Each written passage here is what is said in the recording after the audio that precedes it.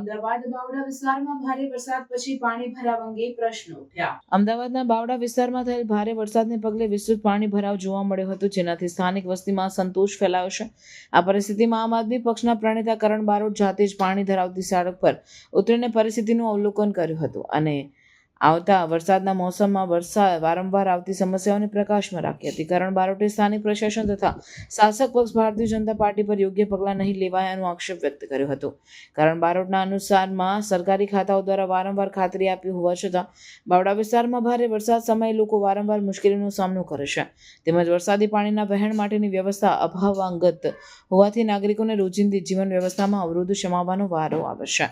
તેમણે વહીવટદાર સંસ્થાઓ પાસેથી તાત્કાલિક અને મૂળભૂત સુદ્રઢ આયોજનની માંગ ઉઠાવી હતી। આ ઘટનાના કારણે અમદાવાદ શહેરમાં પાણી વિતરણ અને નગર આયોજનની ખામીઓ અંગે ફરી ચિંતાનો મુદ્દો ઊભો થયો છે।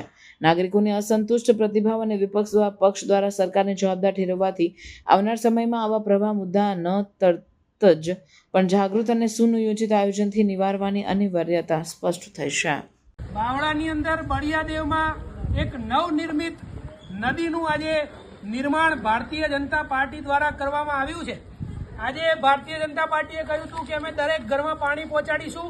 આજે દરેક ઘરમાં બળિયાદેવમાં પાણી છે। લોકો એવું કહેતા હતા અમારે પીવાનું પાણી નથી મળતું, પીવાનું પાણી છે, સાથે સાથે આખા ઘરમાં પાણી છે। ભ્રષ્ટાચારે માજા મૂકી છે।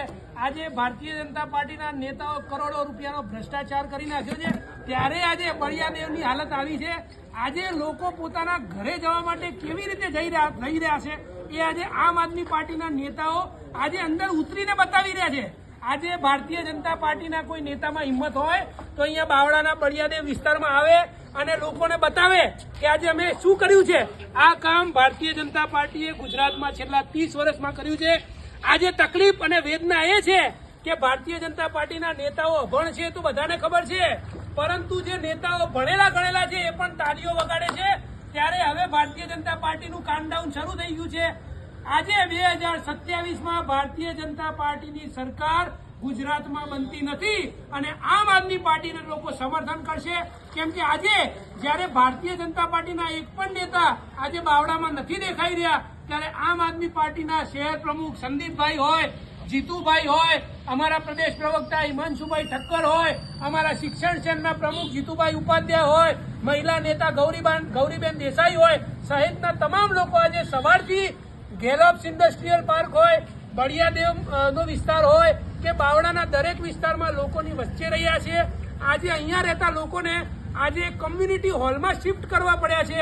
આજે કોઈ ખાવાની સુવિધા નથી, ના એમના બાળકોની સ્કૂલ બંધ છે, ઘરડા માણસોને જે તકલીફ છે, મેડિકલ હિસ્ટ્રી છે, એમનો કોઈ ઇલાજ ભારતીય જનતા પાર્ટીના નેતાઓ દ્વારા કરવામાં આવ્યો નથી। ત્યારે આજે આ ગુજરાતના આજે બાવળા લેકમાં આપ સૌનું હું સ્વાગત કરું છું અને ગુજરાતનો વિકાસ આજે બાવળા સહિત સમગ્ર ગુજરાતને બતાવવા માંગુ છું।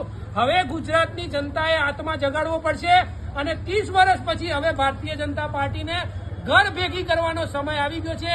જય જય ગરવી ગુજરાત, જય હિન્દ।